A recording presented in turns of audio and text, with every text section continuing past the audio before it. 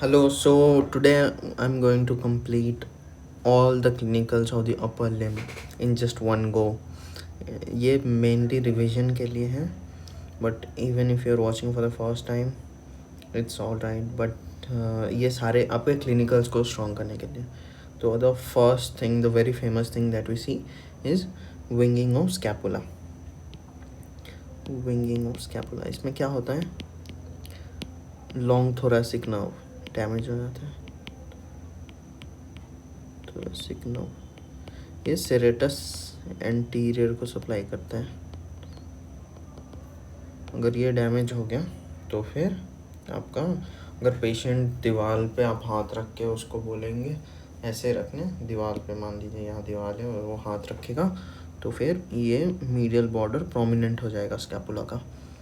Scapula से related और एक है स्कैफॉइड स्कैपुला डेवलपमेंटल एनोमली. इसमें समझाने का कुछ नहीं है. मीडियल बॉर्डर जो है वो कॉनकेव होगा.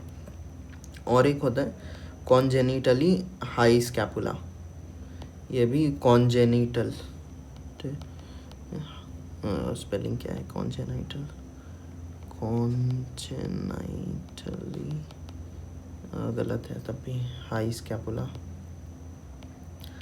इसमें जनजात स्कैपुला थोड़ा ऊपर रहते हैं. चलिए let's go to fracture of clavicle. We know that clavicle ऐसा कुछ होता है जो मीडियल 2/3 होता है और लैटरल 1/3 होता है. तो ये जो जंक्शन है ये वीक पॉइंट है. यहाँ पे ये फ्रैक्चर मोस्ट कॉमन होता है. तो यहाँ पे आपको पता है कि एक मसल होता है जिसका ऐसा 2 हेड होता है, ऐसे अटैच होता है. ये है आपका स्टर्नोक्लीडोमास्टॉइड मसल जो स्टर्नम पे है अटैच्ड. ये स्टर्नम पे इसका अटैचमेंट, ये क्लीडो मतलब क्लैविकल पे और मैस्टॉइड प्रोसेस पे अटैच होगा. तो वो बेकार बात है. अभी ये देखना है कि ये ऊपर जाएगा ये नीचे जाएगा. क्यों? क्योंकि ये मसल स्टर्नोक्लीडोमास्टॉइड मसल इसको ऊपर पुल करेगा और सब्सिक्वेंटली ये नीचे जाएगा.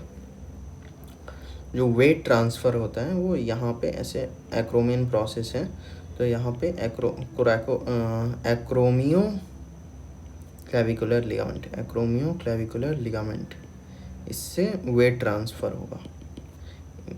ये क्वेश्चन आता है वेट ट्रांसफ़र, हमारे प्रॉफ में आया था, MCQ आया था. और एक है क्रेनियोक्रीडल डिस्टोसिस. इसमें कॉन्जेनिटली आपका ब्रेन लाइक स्कल का कुछ हिस्सा एब्सेंट रहेगा और क्लैविकल एब्सेंट रहेगा. ये NCC से रिलेटेड है. माइग्रेशन नहीं होगा NCC का. तो फिर क्लैविकल का होता क्यों है? The clavicle is commonly fractured by falling on the outstretched hand. Most common cause है indirect violence. The most common site of fracture is junction, weakest point the lateral fragment, ये बता दिया. The clavicle may be congenitally absent or imperfectly developed in a disease called cleidocranial dystosis. In this condition the shoulders droop, एक side में hang आगे की तरफ आ जाते हैं shoulders. अब हम लोग बात करते हैं wrist joint का. Wrist joint and interphalangeal joints are commonly involved in rheumatoid arthritis. Gout arthritis इन सब में आपको पता ही है लाइक यहाँ डिपोजिशंस हो जाता है यूरिक एसिड क्रिस्टल्स का, जिससे पेनफुल होता है वो बहुत कंडीशन. अब हम लोग देखते हैं the back of the wrist joint is common site for ganglionic cyst. आपने देखा भी होगा ये रिस्ट जॉइंट के बैक, ये एक्सटेंसर पार्ट है, ये फ्लेक्सर होता है. तो फिर बैक पे कॉमन है ganglionic cyst. It is a cystic swelling result from the mucoid ये साइनोवियल शीथ का डिजेनरेशन से होता है. जैसे एक मान लीजिए सपोज एक टेंडन होता है तो उसके अराउंड एक साइनोवियल शीथ होता है जो इसको ऐसे इनसर्कल करता है. अब इसका अगर डिजेनरेशन हो गया तो इससे गैंग्लियोनिक सिस्ट बनेगा.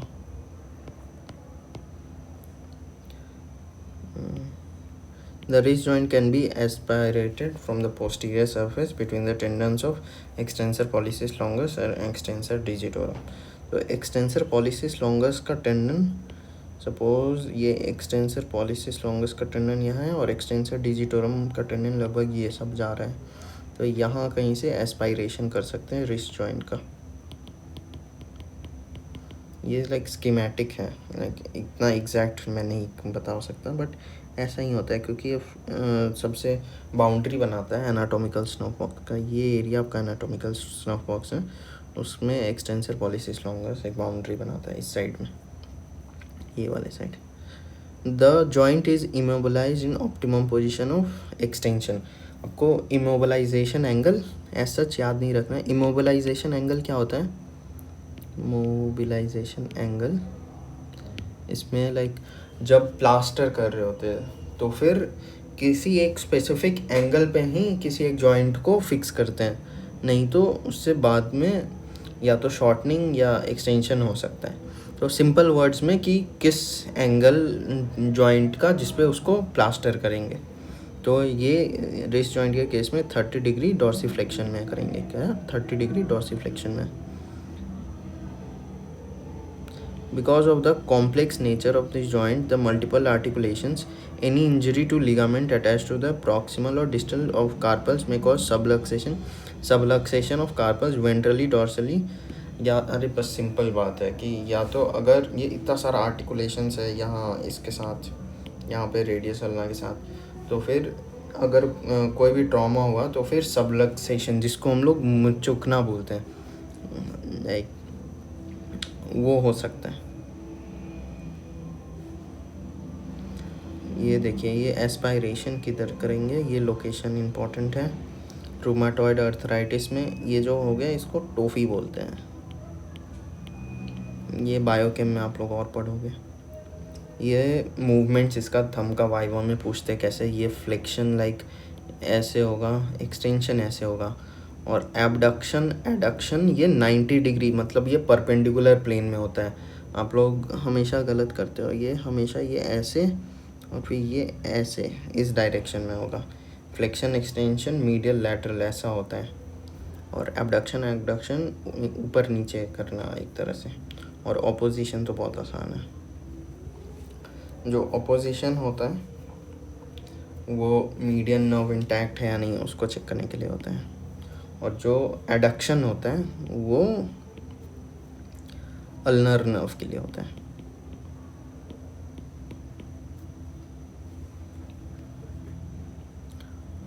और एक्सटेंशन रेडियल नर्व के लिए होता है। एक बार ये कंफर्म कर लेना, बट स्टिल जहाँ तक मेरा एज पर my memory, the synovial lining of the tendons of extensor pollicis and abductor can be get inflame. ये देखिए, अगर ये एनाटॉमिकल स्नफ बॉक्स ऐसा कुछ रहता है, ऐसा लाइक ये नहीं, अगर ये थंब है, ये 1 फिंगर 2 फिंगर 3 4 ऐसा है, ऐसा कुछ है, तो ये ऐसा 2 होता है और यहाँ पे एक ये होता है। ये जो है ये है एक्सटेंसर पॉलिसिस लॉन्गस।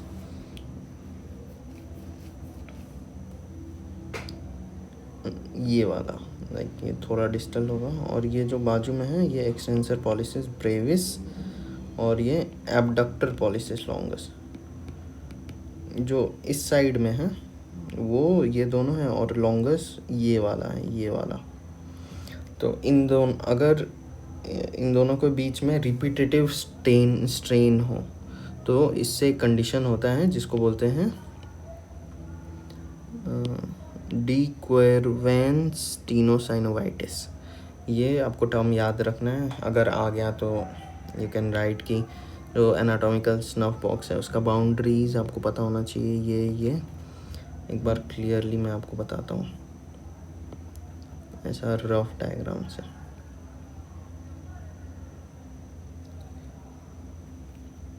ये सपोज ये और ये, तो ये होगा एबडक्टर पॉलिसिस लॉन्गस, ये है एक्सटेंसर पॉलिसिस ब्रेविस, और ये एक्सटेंसर पॉलिसिस लॉन्गस।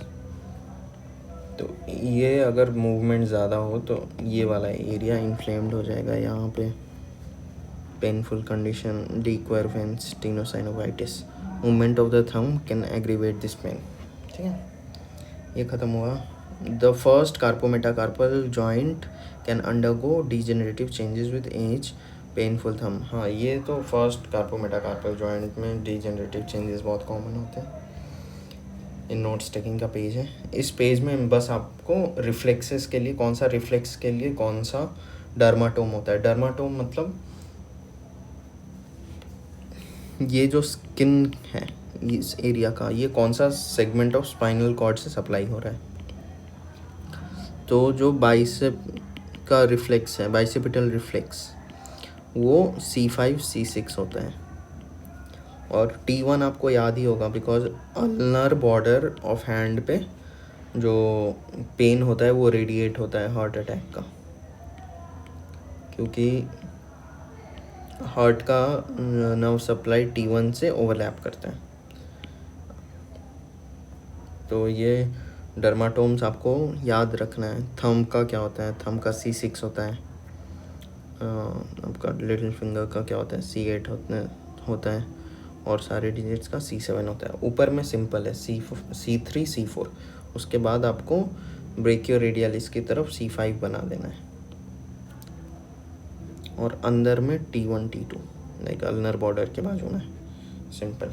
ऊपर C5 C6 नहीं, C3 C4, C5 आपका बाइसेप्स की तरफ, और T1 T2 अंदर की तरफ, और थंब में C6। थंब इट्स लाइक कि हैंड क्रिकेट में हम लोग 6 कैसे दिखाते हैं, थंब से दिखाते हैं, तो वैसे याद रख सकते हैं। इसका क्लिनिकल एप्लीकेशन क्या है कि आप अगर कौन सा सेगमेंट डैमेज हुआ है स्पाइनल कॉर्ड का, उसको टेस्ट कर सकते हो। डर्माटोम्स में टच, प्रेशर, टेम्परेचर, ये तो पता ही होगा। Pain and temperature lateral column से जाता है, लैटरल स्पाइनोथैलेमिक ट्रैक्ट से जाता है। ये सब न्यूरो एनाट में अभी पढ़ना बाकी आप लोग का। तो ये सब आप पता लगा सकते हो कि कौन सा नर्व डैमेज हुआ है, कौन सा सेगमेंट। आप मान लो यहाँ पे पिंच हुआ हो गया ऐसे, या फिर थंब में आपने पिंच हुआ और उसको दर्द नहीं हुआ, तो मतलब क्या कि कॉन्ट्रालैटरल मतलब दूसरे साइड का स्पाइनोथैलेमिक ट्रैक्ट डैमेज हो चुका है। तो द स्पाइनल सेगमेंट्स। और एक इम्पॉर्टेंट कॉन्सेप्ट कि जो आपका वर्टिब्रल लेवल है, लाइक ये वर्टिब्रल अरेंजमेंट्स है, वर्टिब्रा है, और यहाँ से जो भी नर्व्स निकल रहे हैं, तो सपोज़ अगर ये C1 है तो ज़रूरी नहीं है कि ये भी C1 ही हो, वैसे होगा क्योंकि ये काफ़ी ऊपर है, बट जैसे जैसे नीचे जाते हैं ना वैसे वैसे चेंज होता है वैल्यू। तो आपको बस ये याद रखना है कि C1 से C8 में ये स्पाइनल सेगमेंट है, और स्पाइन इसमें सही है, मतलब इसमें कोई दिक्कत नहीं होगा। लेकिन बाद बाकी सेगमेंट्स में आपको कुछ तो वैल्यू ऐड करके बताना होगा। ये मेनली आपको बस एग्ज़ाम से पहले एक बार देख लेना है। अब आते हैं स्कैपुला पे। Anastomosis around scapula. The arterial anastomosis around scapula किसके बीच में, third part of axillary artery और first part of subclavian artery के बीच में होता है। ये कोलैटरल सर्कुलेशन प्रोवाइड कराता है limb to distal part of subclavian artery. अगर कोई भी ब्लॉकेज होता है आर्टरी के, यहाँ पे मान लो ब्लॉकेज हो गया, तो फिर यहाँ से अगर कोलैटरल है तो फिर ये ब्लड ऐसे डाइवर्ट हो जाएगा, और फिर मान लो अगर यहाँ पे ऐसे कनेक्शन है तो यहाँ पे ऐसे पहुँच जाएगा, तो ये ब्लॉकेज को बाईपास कर देगा। तो यही फंक्शन है आपका एनास्टोमोसिस का। कहीं भी बॉडी में एनास्टोमोसिस हो तो फिर ये आप बता सकते हो कि it provides a alternate channel in case of blockage. Fracture of the, ये आप बता सकते हैं, fracture of the middle 1/3 of humerus causes injury to radial nerve lower triangular space. अच्छा, अभी ट्रायंगुलर स्पेसेस भी है, आपने पढ़ा होगा। एक ये अगर स्कैपुला है वेरी रफली, और ये आपका ह्यूमरस है ऐसा, यहाँ से ऐसे जाएगा, ऐसे जाएगा और ऐसे जाएगा, तो यहाँ से आपका रेडियल नर्व पास करता है लोअर ट्रायंगुलर स्पेस से, रेडियल नर्व और क्या प्रोफंडा ब्रेकियाई आर्टरी पास करता है ना।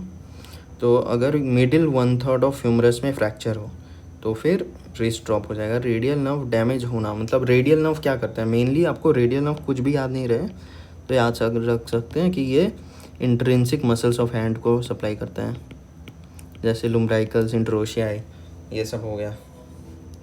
तो अगर वो गए तो फिर आपका क्लॉ हैंड बन जाएगा, और रिस्ट ड्रॉप तो होगा ही, क्लॉ हैंड, रिस्ट ड्रॉप, ये सब होगा।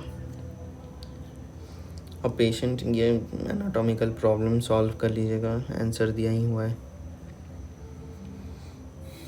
देयर इज सेंसरी लॉस, ये है रेजिमेंटल बैड साइन। अगर एक्सिलरी नर्व, बहुत बार एक्सिलरी नर्व्स डैमेज हो जाता है अगर मान लीजिए कोई अनक्वालिफाइड पर्सन इंट्रामस्कुलर इंजेक्शन दे रहा है डेल्टॉइड में, उसको पता नहीं है किधर देना है, वो उसने ऊपर में कहीं पे भी दे दिया, हो गया एक्सिलरी नर्व डैमेज, ये डैमेज का साइन है।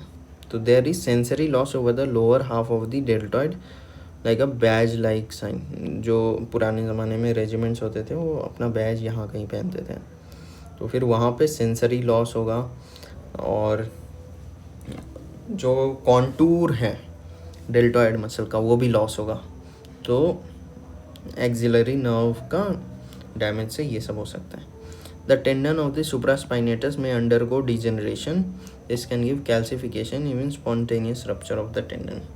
सुप्रास्पाइनेटस का टेंडन में डिजेनरेशन अगर हुआ तो उसमें कैल्सिफिकेशन हो जाएगा और वो रप्चर भी हो सकता है टेंडन। जहाँ भी कहीं नेक्रोसिस वगैरह हो वहाँ पे कैल्सिफिकेशन हो ही जाएगा, ये आप पैथो में पढ़ोगे। तो इवन स्पॉन्टेनियस रप्चर हो जाएगा अगर वहाँ पे कैल्सिफिकेशन, मतलब क्या हार्ड हो गया तो फिर वो रप्चर हो सकता है टेंडन। अब सब एक्रोमियन बर्साइटिस, एक्रोमियन प्रोसेस है, उसके नीचे में एक बर्सा होता है। बर्सा क्या होता है? जो रिडक्शन करे, आपका फ्रिक्शन को रिड्यूस करने के लिए बर्सा होता है। Pressure over the deltoid below the acromion process with the arms by the side causes pain. अब एक्रोमियन प्रोसेस, ये अगर शोल्डर है ना, ये ऐसा अगर शोल्डर जॉइंट है और ये ऐसा रहता है ना, तो यहाँ कहीं एक्रोमियन होता है। अब यहाँ पे आप प्रेशर लगाओगे तो पेन होगा। वहीं अगर उसको हाथ एबडक्ट करके अगर वही हाथ आप एबडक्ट करके प्रेशर लगाओगे सेम पॉइंट पे तो कोई दर्द नहीं होगा, क्योंकि वो जो बर्सा है वो नीचे आ जाएगा। सर्कम्फ्रेंस यूजुअली सेकेंडरी टू, हाँ देखो वो बर्सा अभी डिसअपियर हो जाता है, जिसकी वजह से डॉबान साइन बोलते हैं। कोई पेन नहीं होगा। सिंपली समझो कि अगर पहले यहाँ पे पेन हो रहा था, यहाँ पे ऐसा शोल्डर जॉइंट है, ने यहाँ पे दबाया, पेन हुआ, लेकिन वही उसको फिर हाथ को एबडक्ट करने बोला और फिर दबाया तो पेन नहीं हुआ, तो इसको क्या बोलेंगे? Dawbarn sign, Dawbarn sign, Dawbarn sign. Okay, ये हो गया। अब इंट्रामस्कुलर इंजेक्शन कहाँ देते हैं? The intramuscular injection are often given into the deltoid. They should be given in the middle of the muscle to avoid injury to axillary nerve. मैंने आपको बताया कहाँ पे देना है? मिडिल ऑफ द मसल में, मिडिल ऑफ द मसल में, याद कीजिए, middle of the muscle. If injection is given in the upper part of the deltoid, axillary nerve may be damaged. The deltoid muscle is tested by, अच्छा deltoid का testing कैसे करेंगे? Patient को बोलेंगे कि हाथ को ऊपर उठाओ, abduct the arm against resistance applied with one hand. आपको क्या करना है? पेशेंट को बोलना है कि आप हाथ एबडक्ट कीजिए, मतलब ऊपर अपने शरीर से दूर लेके जाइए, बट तुम्हें क्या करना है? उसको ऐसे दबा के रखना है, उसको ऐसा करना है कि वो ले नहीं जा पाए, और उसको बोलना है कि तुम हाथ दूर लेके जाओ। तो उससे आप क्या टेस्ट करोगे कि वो मसल इंटैक्ट है कि नहीं, उसका नर्व इंटैक्ट है कि नहीं। Contracting the muscle with other hand. The axillary nerve may be damaged by dislocation of the shoulder or by fracture of the surgical neck of humerus। अभी आपको पता है कि ह्यूमरस का 2-3 नेक होता है, एक सर्जिकल नेक होता है, एनाटॉमिकल नेक होता है। तो जो सर्जिकल नेक होता है उस पर पास करता है एक्सिलरी नर्व। अब वो अगर वहाँ पे फ्रैक्चर हो गया तो फिर आपका गया एक्सिलरी नर्व गया। The effects are produce round, जो कॉन्टूर, वही रिजामेंटल बैज साइन जो मैंने बताया था वो ऊपर में था। The rounded contour of the shoulder is lost. जैसे ऐसा आपको शोल्डर अपना थोड़ा सा राउंडेड दिखता है शोल्डर जॉइंट, वो लॉस हो जाएगा। Greater tubercle of becomes prominent. जो अपना ह्यूमरस होता है उस पर ऐसा ये आपका ग्रेटर ट्यूबरकल है, ये प्रोमिनेंट हो जाएगा। Deltoid is paralyse with the loss of power of abduction. देखिए जो up to 90 degree abduction loss हो जाएगा। जो फर्स्ट 0 to 15 डिग्री होता है वो सुप्रास्पाइनेटस कराता है, और फिर 15 to 90 डेल्टॉइड कराता है, मिडिल फाइबर्स ऑफ डेल्टॉइड। फिर 90 to 180 वही over head abduction latissimus dorsi कराता है, और सेरेटस एंटीरियर कराता है। अब patient comes with inability to, अच्छा हाँ ये क्लिनिको, ये आपका केस बेस्ड सिनेरियो आ सकता है। Inability to abduct right shoulder, flex elbow joint, supinate the forearm. What is the sign of injury point called, ये सारा आपको ऑब्स पैल्सी की ओर दिखाना है। This is called Erb's palsy. 6 nerve damage होता है यहाँ पे, कोई डायग्राम दिया है कौन कौन सा होता है। हाँ ये देखिए, ये जो ब्रेकियल प्लेक्सिस मैंने पढ़ाया था उसमें C5 C6, ये अपर ट्रंक का ये सुप्रा क्लेविकुलर नर्व, सुप्रा स्कैपुलर नर्व और नर्व टू सबक्लेवियस, और ये एंटीरियर एंड पोस्टीरियर डिवीजन। अगर यहाँ पे बाई चांस कैसे भी डैमेज हो गया तो फिर क्या क्या होगा ये आप देख सकते हैं। डिफॉर्मिटी इन पोजीशन, आर्म पे क्या होगा, Hanks bye the side, abducted and medially rotated, forearm extended and pronated. यहाँ पे नहीं समझ में आएगा, ये देखिए ये जो है ये आर्म क्या है, hang by the side, these are adducted भी हैं, ये ऐसा बॉडी के पास चिपका हुआ है, and medially rotated, medially rotated मतलब अपनी तरफ ऐसे घुमा हुआ है। जो फोरआर्म है वो एक्सटेंडेड एंड प्रोनेटेड है, देखिए ये प्रोनेशन है। और इसको इसलिए क्या बोलते हैं, the deformity is known as policeman tip hand या वेटर स्टिप या porter tip hand. Disability, the following movement are lost. अब ये हो गया ऑब्स पैल्सी, इसका और थोड़ा सा अच्छे से देखते हैं। Site of injury, one region of the upper trunk of the brachial plexus, Erb's point. ये जो पॉइंट है ना इसको ऑब्स पॉइंट बोलते हैं, जहाँ पे छः नर्व्स मिल रहा है। तो ऑब्स पॉइंट पे अगर डैमेज हुआ तो 6 नर्व्स, अपर ट्रंक इंजरी है बेसिकली ऑब्स पैल्सी या फिर Erb's paralysis. Cause of injury क्या है, undue separation of the head from the shoulder common. जो आपका ये सपोज हेड है और ये शोल्डर है, तो इन दोनों के बीच में अगर किसी भी तरह का टान आ गया, लाइक ये हेड ऐसे दूर गया या हाथ ऐसे दूर गया, तो फिर ऑब्स पैल्सी होगा। बर्थ इंजरी, अगर बच्चा को टानते ऐसे सर पकड़ के टान रहे हैं, उसका हाथ फंसा हुआ है, तो फिर उससे भी यहाँ पे कहीं पे ऑब्स पॉइंट होता है वो डैमेज हो जाएगा। फॉल ऑन शोल्डर, अगर शोल्डर पे इम्पैक्ट इंजरी हो गया, मान लीजिए आपके शोल्डर पे एक बड़ा सा कांच गिर गया, तो फिर उससे हो सकता है। ड्यूरिंग एनेस्थीसिया, एनेस्थीसिया में नर्व डैमेज कॉमन है। Nerve roots injure, C5 partly C6, C5 C6। Muscle paralyse, muscles biceps brachii deltoid, supraspinatus spare हो जाता है। मेन आपको याद रखना है कि सुप्रास्पाइनेटस इसमें स्पेयर हो जाता है।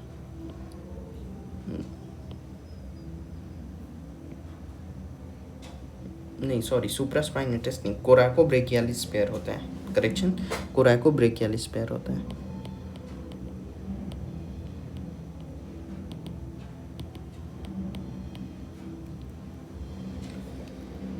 ये हो गया आपका ऑब्स पैल्सी। अब हम लोग बात करते हैं क्लम्पकी का।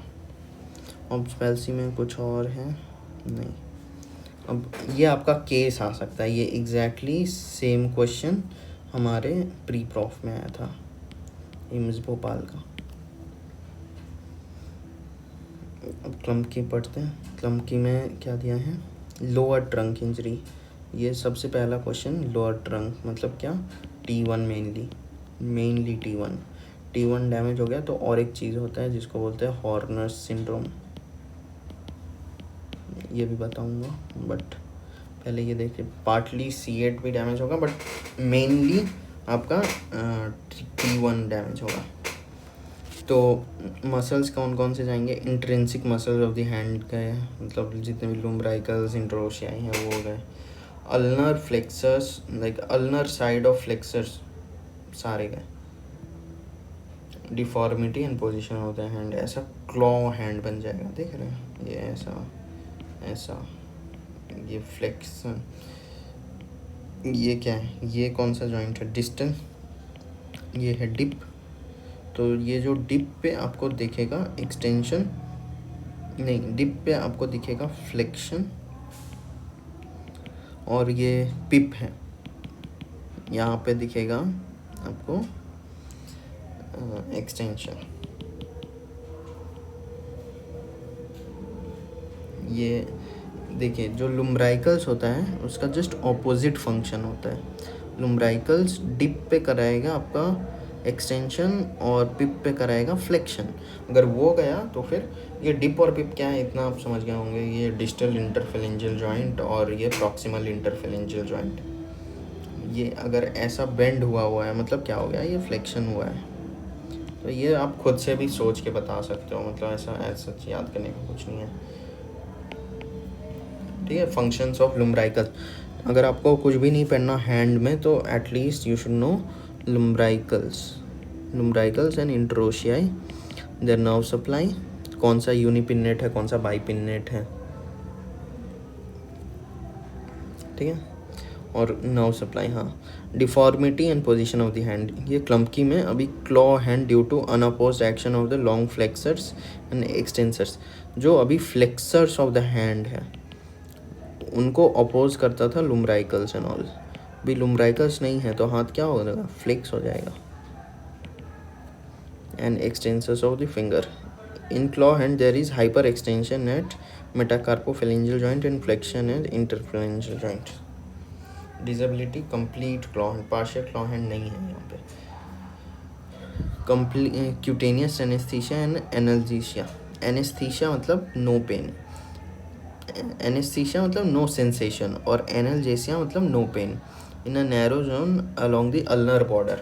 अभी आपका ये हैंड अगर बनाते हैं ऐसा ऐसा ऐसा ऐसा, तो ये अगर थंब है तो ये आपका रेडियल बॉर्डर हुआ और ये अल्नर बॉर्डर हुआ। लाइक लिटिल फिंगर की तरफ जो होता है वो अल्नर बॉर्डर होता है।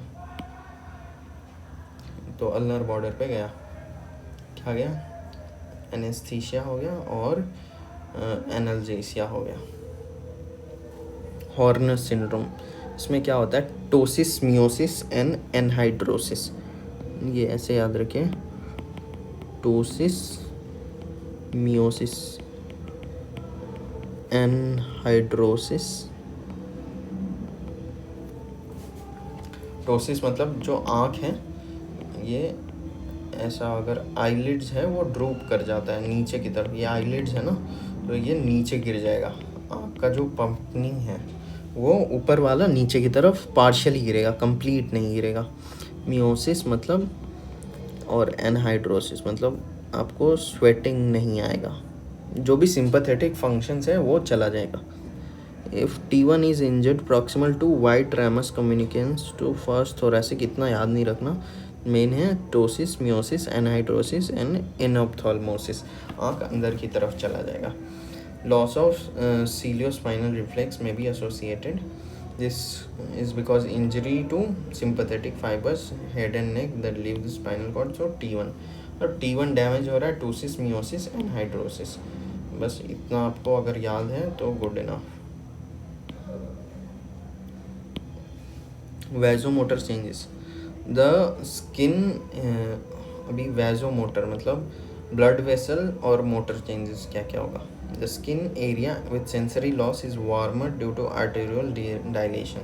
अभी कोई भी जगह पे आर्टरी है वो डायलेट हो गया, ज़्यादा बड़ा हो गया, तो वहाँ पे पूलिंग ऑफ ब्लड होगा, जिससे क्या होगा, लोकल इन्फ्लामेशन, मतलब वहाँ पे वार्मर होगा। It is also drier due to absence of sweating, loss of sympathetic activity. Trophic changes, long standing cases of paralysis lead to dry and scaly skin. Dry and scaly skin ये आपको याद रखना है कि अगर paralysis है तो dry and scaly skin होगा।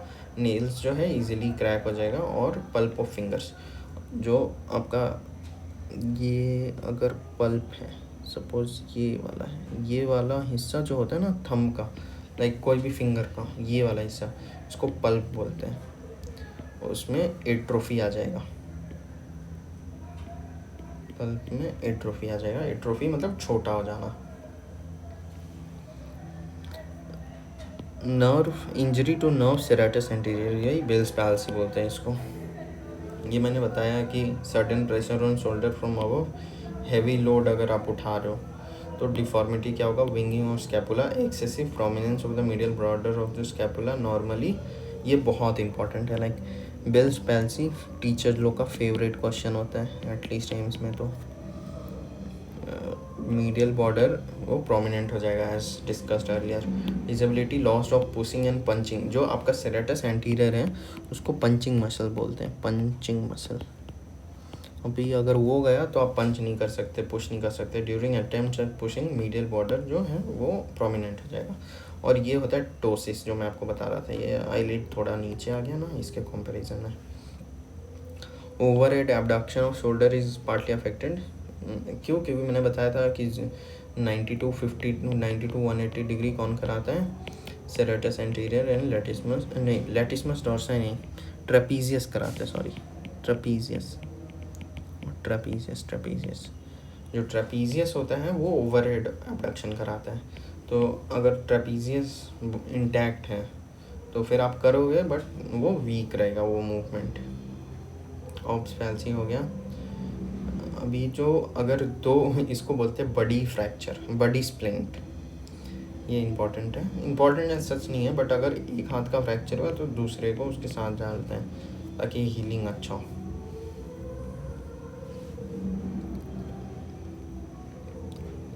अभी हम लोग आते हैं VVIMP टॉपिक पे, दैट इज ब्रेस्ट।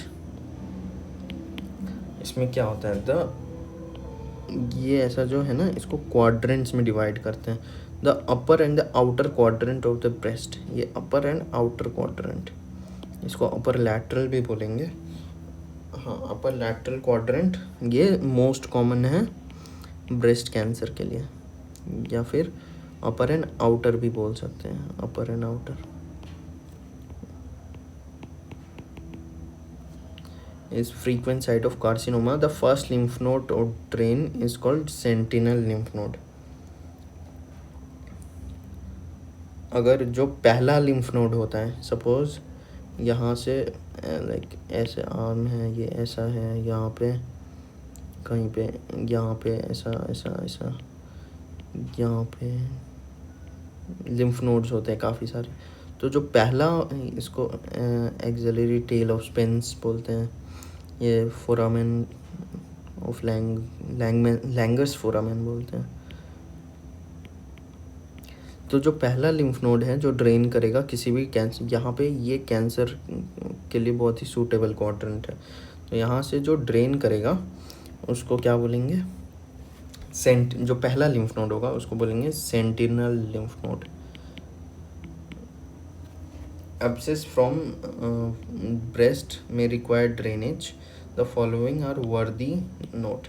जो रेडियल इंसिजन मारते हैं, जो इंसिजन होगा ब्रेस्ट का रियल पर्सन पे, वो रेडियली मारेंगे टू अवॉइड लैक्टिफरस डक्ट्स।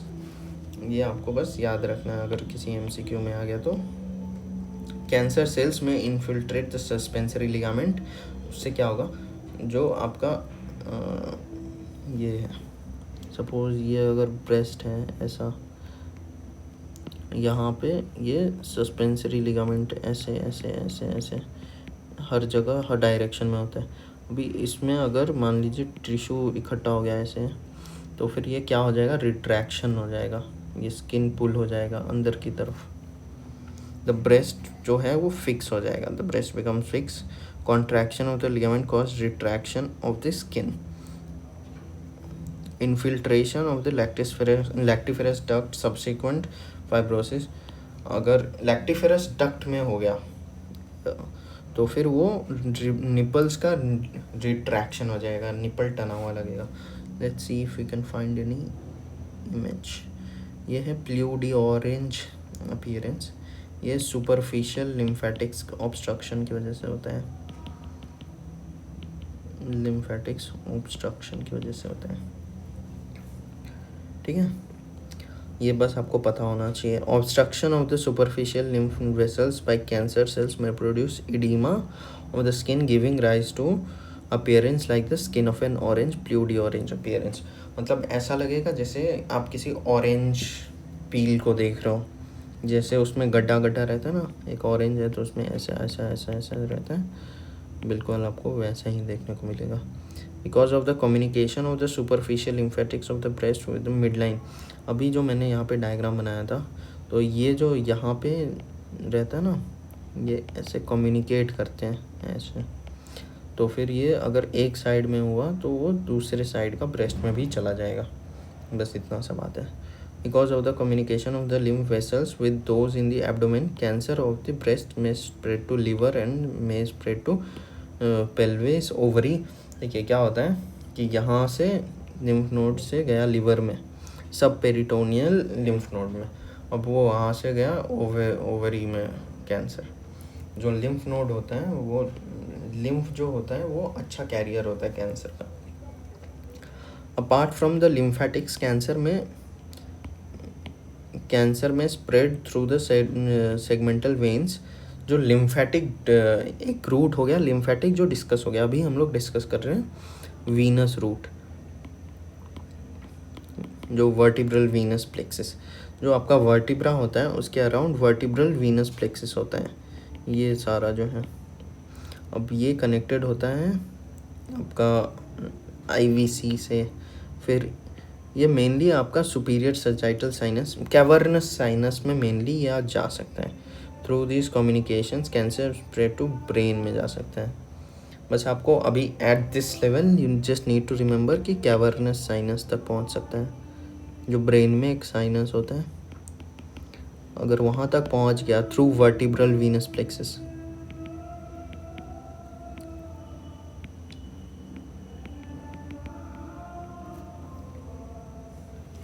तो ये अगर हुआ तो फिर आपका गया ब्रेन कैंसर होगा, ओवरी कैंसर होगा। Carcinoma usually arises from epithelium of the large ducts.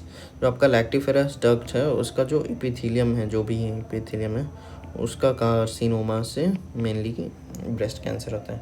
ये सेल्फ एग्जामिनेशन इतना एग्ज़ाम पीओवी से इम्पॉर्टेंट नहीं है।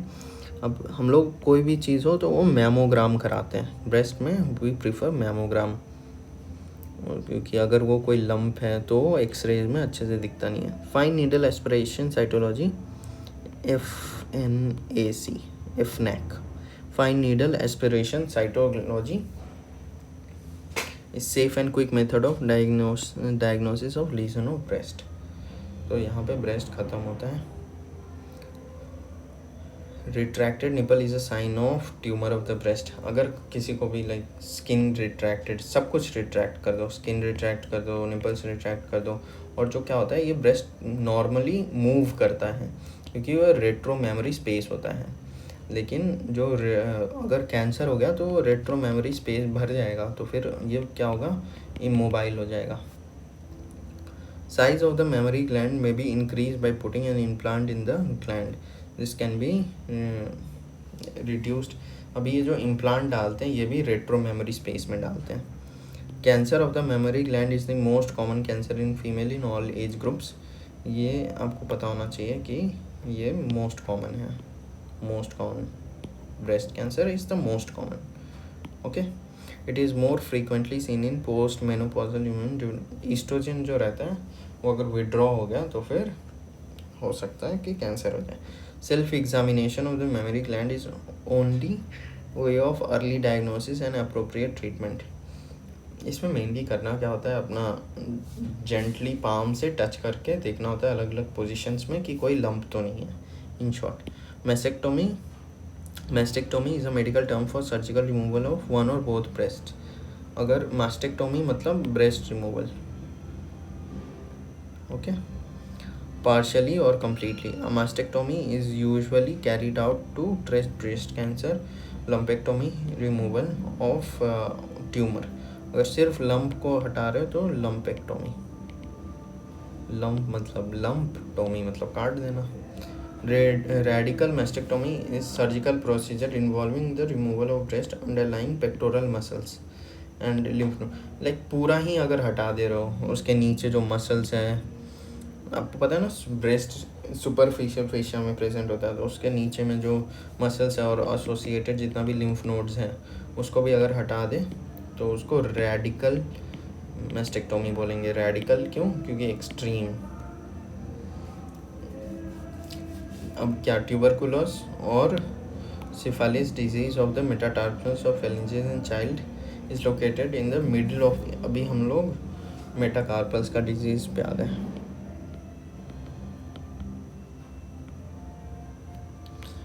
डिसीज DS, चलो काफ़ी है। ट्यूबरकुलर और syphilis disease of the metacarpals of phalanges middle of the diaphysis rather than the metaphysis because nutrient artery breaks up into plexus immediately upon reaching the medullary cavity।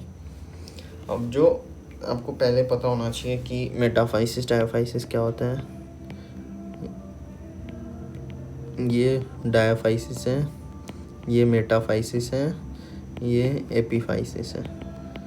तो जो metacarpals और फेलिंजेस का होता है, न्यूट्रिएंट आर्टरी वो plexus में टूट जाता है मेडुलरी कैविटी में घुसते ही। लाइक ये अगर मेडुलरी कैविटी है और न्यूट्रिएंट आर्टरी है तो ये जाते ही प्लेक्सिस बना लेता है बच्चों में। तो फिर क्या होता है, जो located in middle of the diaphysis, जो सिफाइलेक्टिक डिसीज़ या ट्यूबरकुलर डिसीज़ है वो मिडिल में प्रेजेंट होगा, लेकिन जो एडल्ट है उसमें chances of infection are minimised because of the nutrient artery is replaced by the periosteal artery. Nutrient artery की जगह यहाँ पे मोस्टली जो काम संभाल रहा है वो पेरियोस्टियल आर्टरी है मेटाकार्पल्स में। When the thumb possesses 3 phalanges, the first metacarpal has 2 epiphyses, one at each end. Occasionally, the first metacarpal bifurcates distally, जो distal bifurcation हो जाएगा metacarpal का. Then the medial branch has no distal epiphysis. It has only 2 phalanges. The latter branch has distal epiphysis and 3 phalanges. Mainly ये polydactyly का बात कर रहे हैं. Total digits 6 हो जाएंगे। ऋतिक रोशन, खत्म।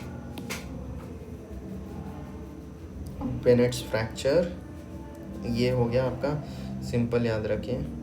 ये क्या है, ये हेड है और ये बेस है। तो अगर जो ये 5th मेटाकार्पल है उसका बेस पे फ्रैक्चर होता है तो बेनेट्स, और अगर यहाँ कहीं फ्रैक्चर हो रहा है तो बॉक्सर्स। ये देखिए बॉक्सर्स फ्रैक्चर, ये फिफ्थ हम लोग काउंटिंग जो भी करते हैं वो थंब से करते हैं, 1st, 2nd, 3rd, 4th, 5th metacarpal. अब स्कैफॉइड का फ्रैक्चर पे आते हैं, ये बहुत इंपॉर्टेंट है। अगर आपको कभी बहुत ट्रिकी क्वेश्चन देना हो तो स्कैफॉइड का फ्रैक्चर टेंडरनेस कहाँ देखते हैं, इसका टेंडरनेस आपको मिलेगा एनाटॉमिकल स्नफ बॉक्स में। Anatomical snuff box, I hope you don't mind spelling, because spelling कुछ काम नहीं आता, आपको एंड में कॉन्सेप्ट पता होना चाहिए। The fracture is quite common outstretch hand पे अगर आप गिरते हो, या फिर the bone fractures through waist at right angles and long axis. The fracture outstretched hand पे, ये मेन कीवर्ड है। और टिप्स ऑफ द फिंगर्स पे, टिप्स ऑफ द फिंगर पे ऐसे गिर रहे हो आप, टिप्स ऑफ फिंगर पर वेट पड़ गया, गिर गए, हो गया। This causes tenderness and swelling at the anatomical nerve box and pain on the longitudinal percussion of the thumb and the index finger. ये मेनली इतना काफ़ी है। The residual disability is more marked in the metacarpal mid carpal joint than the wrist joint. मतलब mid carpal joint पे आपको ज़्यादा pen होगा और डिसेबिलिटी भी वहाँ पे ज़्यादा होगा। The importance of fracture lies in its liability to non union, यहाँ पे यूनियन नहीं होता, and avascular necrosis of the body of the bone with pain and anatomical snuff. Avascular necrosis मतलब क्या होता है कि अगर ब्लड सप्लाई हैम्पर हो गया तो वो जो एरिया है वहाँ के जो सेल्स है वो डाई कर जाएंगे।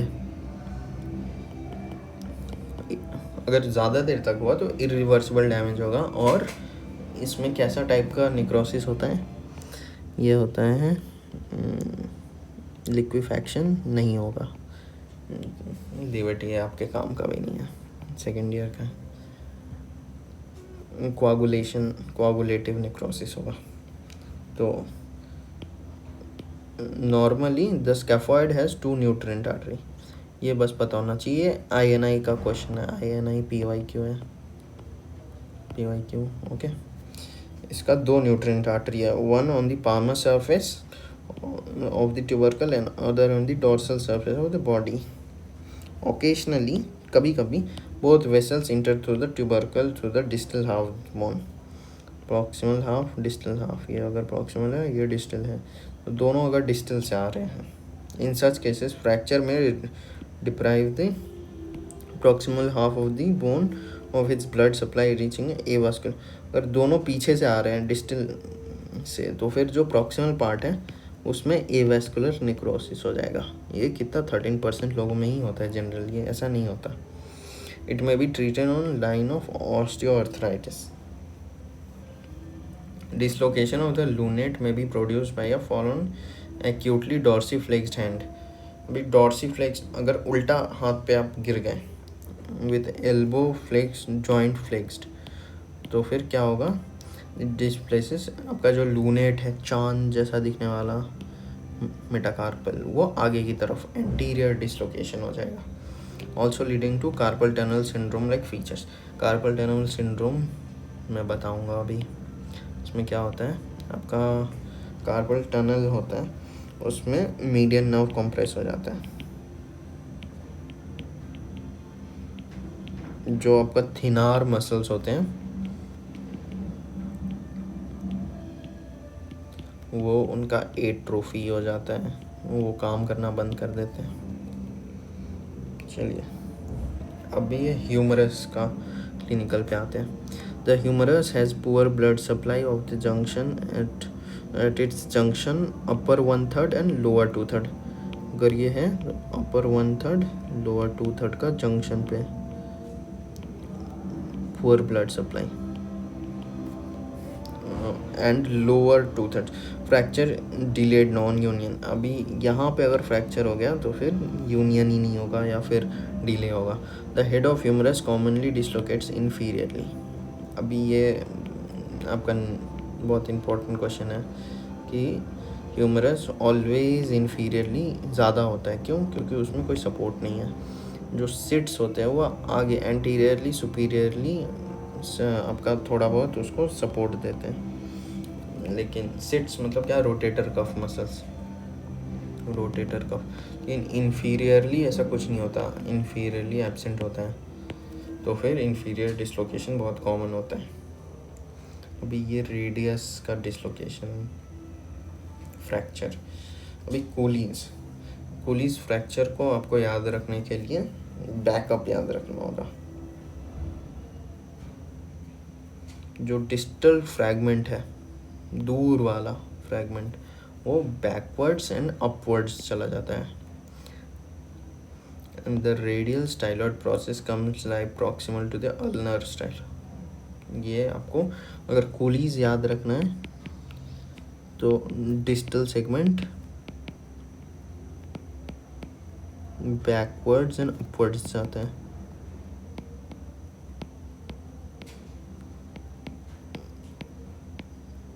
और जो आपका रेडियल स्टाइलॉइड प्रोसेस है वो प्रॉक्सिमल आ जाता है अल्नर स्टाइलॉइड। मेनली नॉर्मली क्या होता है, जो रेडियस का स्टाइलॉइड प्रोसेस है वो दूर तक रहता है, लेकिन वो अभी पास आ गया। It normally lies distal to the ulnar styloid process. जो मैंने दिखा कि ये जो इसको क्या बोलेंगे, डिनर फोर्क डिफॉर्मिटी, ऐसा स्पून फोर्क होता है ना, वैसा हो गया। अब जस्ट कूलीज समझ गए, कूलीज कुछ याद नहीं रहे तो भाई बैकअप याद रखो, बैकवर्ड्स अपवर्ड्स डिस्टल सेगमेंट। और जो स्टाइलॉइड प्रोसेस है, सपोज ये रेडियल स्टाइलॉइड प्रोसेस है और ये अल्नर स्टाइलॉइड प्रोसेस है, तो क्या हो गया, ये रेडियल स्टाइलॉइड प्रोसेस ज़्यादा दूर तक रहेगा, लेकिन अगर ये ज़्यादा पास में आ गया, अल्नर से भी ज़्यादा पास आ गया, तो कूलीज फ्रैक्चर। अब जो भी इसमें हुआ उसका उल्टा कर दो तो ये स्मिथ्स फ्रैक्चर।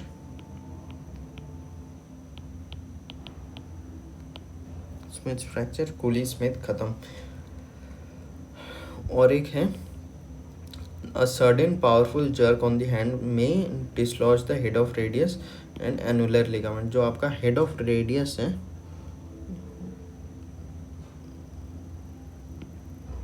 उसमें ऐसा एक लिगामेंट होता है, ऐसा ऐसा गोल गोल गोल गोल गोल, उसको बोलते हैं एन्युलर लिगामेंट।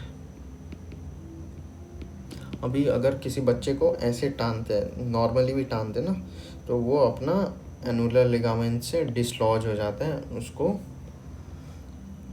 पुल्ड एल्बो कहेंगे। This is subluxation of the head of radius, pulled elbow, and head can be normally felt against the lateral epicondyle of the humerus. ये खत्म हो गया।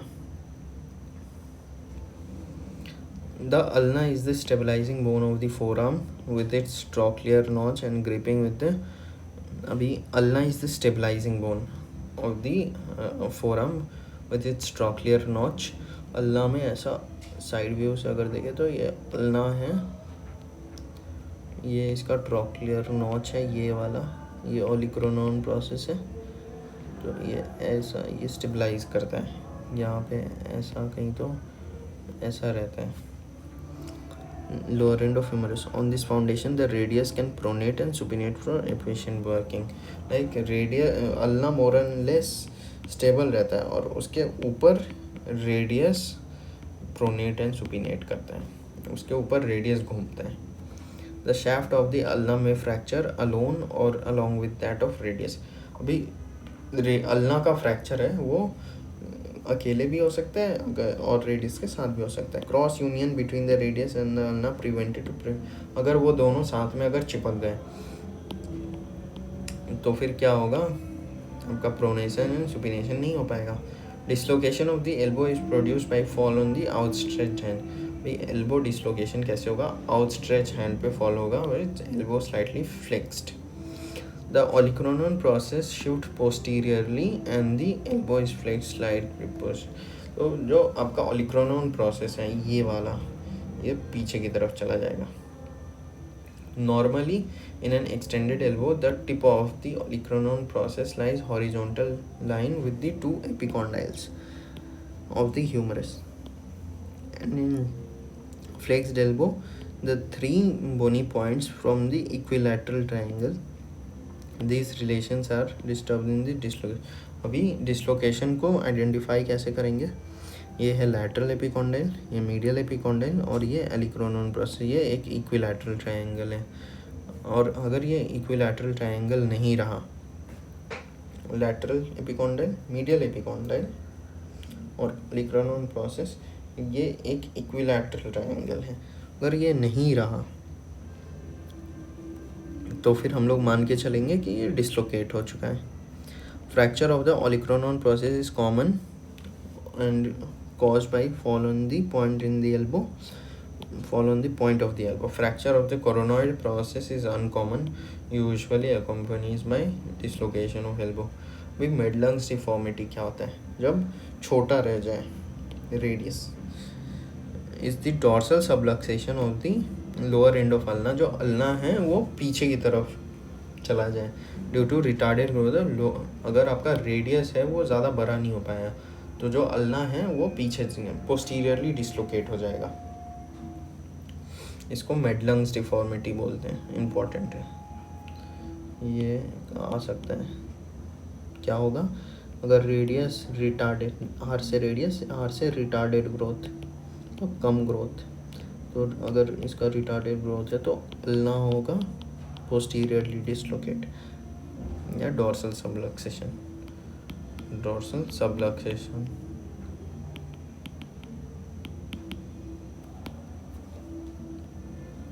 The common site of fracture of humerus are surgical neck shaft supracondylar fracture।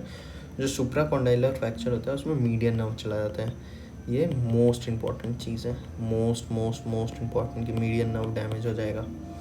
supracondylar fracture is common in young age, it is produced by fall on outstretched hands, the lower fragment is mostly displaced backwards। ठीक है, अभी so that the elbow is unduly prominent, in its dislocation. The fracture may be caused due to median nerve, जैसा कि it may lead to Volkmann ischemic contracture. यह हमारा question आया था prof में, prof 2024 AIIMS Bhopal. Volkmann ischemic contracture, occlusion of brachial artery. अगर supracondylar fracture होता है, जो ब्रेकियल आर्टरी है वो ऑक्लूड हो जाएगा, उससे क्या होगा, परमानेंट शॉर्टनिंग हो जाएगा फ्लेक्सस ऑफ हैंड का. The 3 bony points of the narrow normal elbow form a equilateral triangle in a flexed elbow and are one line and in one line with an extended elbow. Sorry for the noise. ये सारा हमने cover कर लिया already.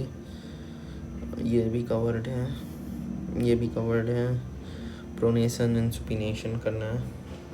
Pronation and supination.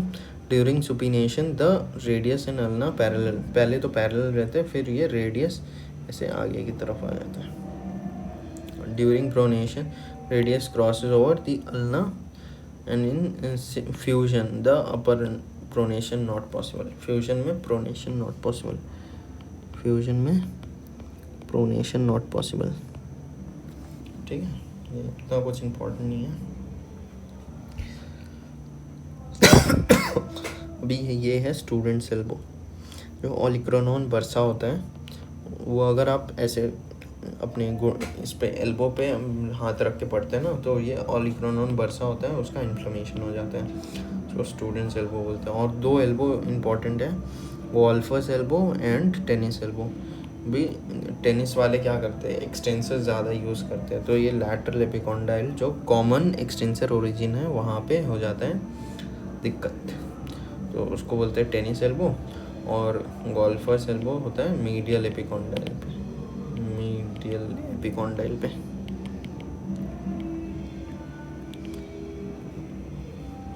ठीक है. Carrying angle normally कितना होता है, 13 डिग्री. फीमेल में ज़्यादा होता है. It is more in cubitus valgus on cubitus varus. 2 बात होता है, ulnar nerve get stress due to intrinsic muscles of hand. Angle कम है तो इसको वैरस बोलेंगे. वायरस जो होता है वो हमेशा छोटा होता है, तो क्यूबिटस मतलब क्या होता है, एल्बो. वैरस मतलब छोटा. ओके.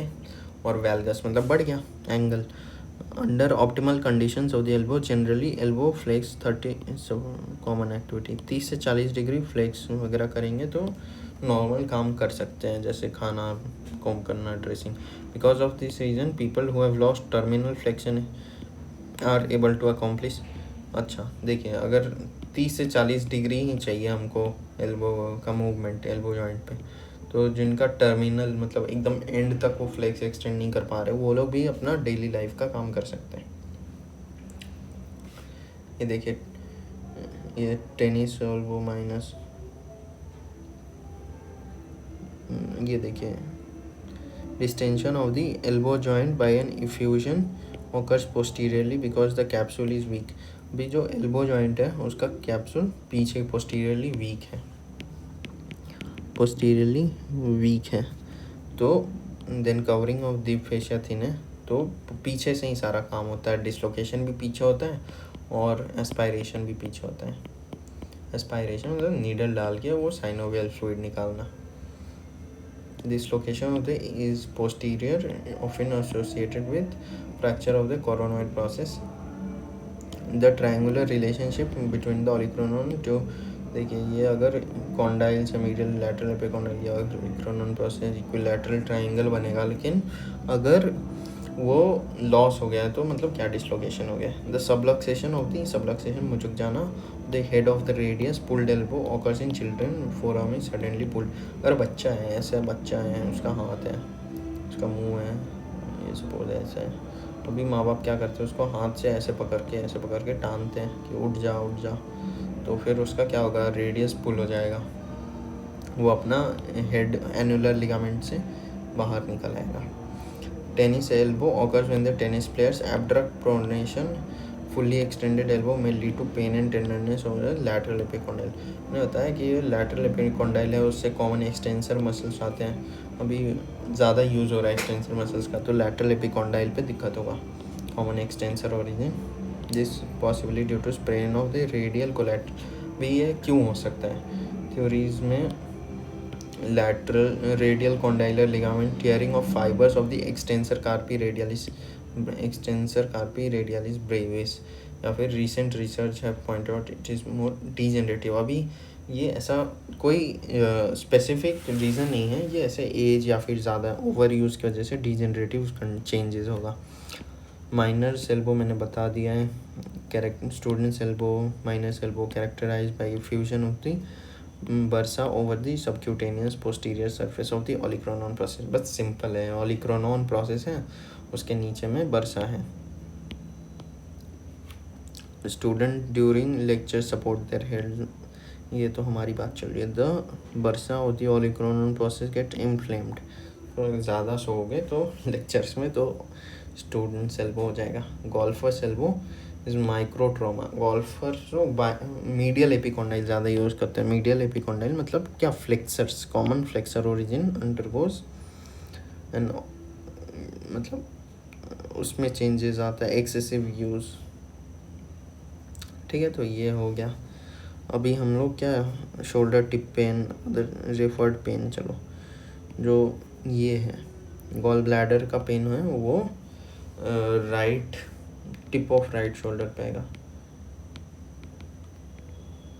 ओके, स्प्लीन का लेफ्ट शोल्डर पे आएगा। हार्ट का ये मैंने बताया था, ये इसको प्रीकॉर्डियम बोलते हैं, प्रीकॉर्डियम। और ulnar border of hand, arm, four arm and hand, ulnar border. जो स्टमक डुओडेनम होता है उसको एपिगैस्ट्रियम में पेन आएगा। मेन होता है मैकबर्नी पॉइंट पे, ये वाला पॉइंट, ये ASIS है सपोज, तो अम्बेलिकस और ASIS, मीडियल 2/3, लैटरल 1/3, इस पॉइंट को बोलते हैं मैकबर्नीज पॉइंट, T10। तो यहाँ पे अपेंडिसाइटिस का पेन होता है। मेन अगर रेफर्ड पेन पूछना होगा तो यही पूछेंगे। ये कहाँ पे करते हैं एस्पायरेशन, ये पिक्चर्स भी याद रखना होता है।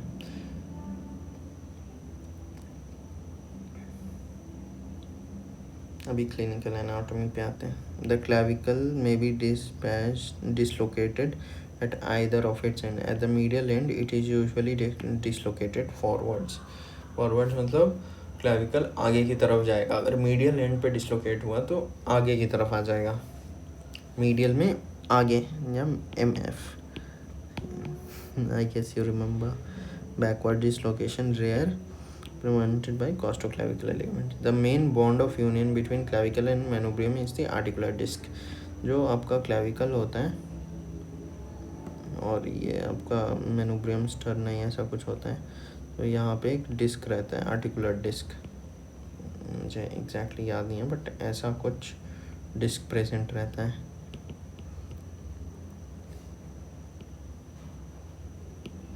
जो उसको सपोर्ट करता है। Apart from its attachment to the joint capsule the disc is also attached. अच्छा, कोई डायग्राम है क्या? नहीं है।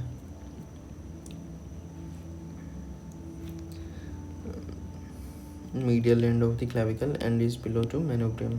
This prevents the sternal end of the clavicle from tilting upwards, where it depresses the acromial end.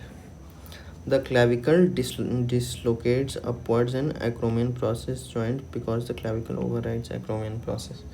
Simple है, जो clavicle है वो ऊपर की तरफ डिसलोकेट होगा the acromioclavicular joint।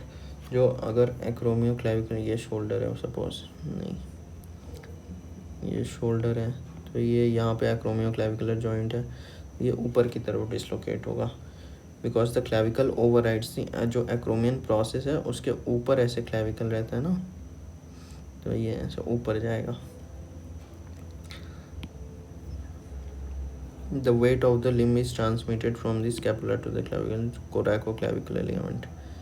जो वेट ट्रांसमिशन होता है वो सीसी से होता है, कोरैकोक्लेविकुलर लिगामेंट। ये इम्पोर्टेंट है, ये हमारे क्वेश्चन में आया था, coracoclavicular ligament. And from the clavicle to the sternum through sternoclavicular joint, ये भी इम्पोर्टेंट है। Some of the weight also passes first by costoclavicular ligament. The clavicle usually fractures between the two ligaments. Dislocation हमने देख लिया था। The shoulder joint is more prone to dislocation than any other joint. ये भी एक important viva question है। This is due to the laxity of the joint proportionate area. देखिए क्या होता है कि शोल्डर जॉइंट ऐसा ऐसा ऐसा ऐसा है, जो ये बहुत छोटा सा है, ये बहुत बड़ा सा है, तो फिर इसमें फिट नहीं आता बरोबर। ग्लिनोइड लैब्रम होता है, वो उसको और मतलब डेप्थ प्रोवाइड करने का कोशिश करता है, बट स्टिल ये काफ़ी बड़ा होता है, 1/3 ऑफ स्पीयर होता है ना, तो फिर ये आता नहीं है। लाइक 1:6 का रेशियो है, ये 6 टाइम्स बड़ा है, ये 1 टाइम्स। Excuse me. तो dislocation usually occurs when the arm is abducted, अगर हाथ दूर है तभी ये सट से नीचे चला जाएगा। This position the head of the presses against the lower unsupported part of the capsular ligament, thus almost every dislocation is primarily subglenoid. तो ये जो ग्लिनोइड प्रोसेस है इसके नीचे आ जाएगा। Dislocation endangers the axillary nerve, it is जो joint capsule है यहाँ पे कहीं पे ऐसे एक्सिलरी नर्व आएगा, अगर नीचे आया तो ये एक्सिलरी नर्व को डैमेज कर सकता है। एक्सिलरी नर्व गया। Optimum attitude in order to avoid ankylosis, many attitude are treated in, क्या है, अवॉइड मेनी डिजीजेज और shoulder treated in, oh my god where this thing is, treated in optimum position of the joint 45 to 90 degree। Ankylosis मतलब चिपक जाना joints का। Shoulder tip pain, irritation of the peritoneum underlying diaphragm और surrounding tissue. अभी ये phrenic nerve irritation, mainly अगर phrenic nerve irritate हो रहा है तो शोल्डर के टिप पे पेन आएगा।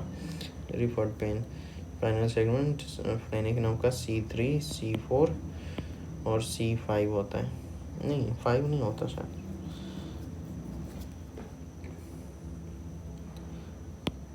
The shoulder is most commonly approached from front. However, for aspiration may be introduced either anteriorly or in the deltopectoral triangle. जबकि अगर ये डेल्टोइड है और यहाँ पे ऐसे पेक्टोरल रीजन है, ये जो ट्रायंगल बनता है उसको डेल्टोपेक्टोरल ट्रायंगल बोलेंगे, वहाँ से अप्रोच कर सकते हैं। Laterally just below the acromion process. Frozen shoulder, ये important question है। It is a common occurrence pathologically. It has 2 layers of the synovial membrane becomes adherent to each other. Clinically 40-50 साल के लोगों को complaints of mainly stiffness हो जाता है। Shoulder में stiffness, restriction of all movements, external rotation, abduction, medial rotation, जितना भी अंदर बाहर और एबडक्शन है ये सब गया। The contribution of the glenohumeral joint is reduce, patient scapulohumeral rhythm, excessive use of scapular motion while overhead flexion and abduction। क्या करेगा, पेशेंट स्कैपुला को इन्वॉल्व करने का कोशिश करेगा, कोई भी मूवमेंट जो नहीं हो पा रहा है उसको करने के लिए। The surrounding muscle show disuse atrophy, अगर आप कोई भी चीज़ मसल्स को यूज़ नहीं करोगे तो वो क्या हो जाएगा, छोटा हो जाएगा, एट्रोफी बोलते हैं। ये इरिवर्सिबल नहीं होता, ये रिवर्सिबल होता है। जब यूज़ करने लगोगे तो वो फिर से बड़ा हो जाएगा, बट ये सबसे मुश्किल होता है एट्रोफी को वापस बड़ा करना, like most resistant. The disease is self limiting, the patient में रिकवर स्पॉन्टेनियसली, 2 साल में फिजियोथेरेपी चाहिए। The shoulder joint diseases can be excluded if the patient can, अगर पेशेंट हाथ उठा पा रहा है और दोनों पाम्स को साथ में ला पा रहा है तो आप मान के चलो कि डेल्टॉइड और एक्सिलरी नर्व इंटैक्ट है और उसको शोल्डर डिजीज तो नहीं है। ये जो है इसको फेलेंस टेस्ट बोलते हैं। अगर मीडियन नर्व का डैमेज है, ये कार्पल टनल सिंड्रोम के लिए करते हैं। अगर यहाँ पे हाँ पेशेंट को बोलेंगे ऐसे करो, ये जैसा इस एटीट्यूड में करो, अगर उसको दर्द हो रहा है मतलब ये कार्पल टनल सिंड्रोम पॉजिटिव। ठीक है। भी ये एप थंब डिफॉर्मिटी, जो पेशेंट है ये इसका मीडियली रोटेटेड हो गया, जो थंब है वो ऐसे मीडियली रोटेटेड हो जाता है और ऐसे चिपक भी जाता है। काफ़ी बचा है अभी, so I guess we will cover this in next part. अब टू द शोल्डर जॉइंट रखते हैं इसको।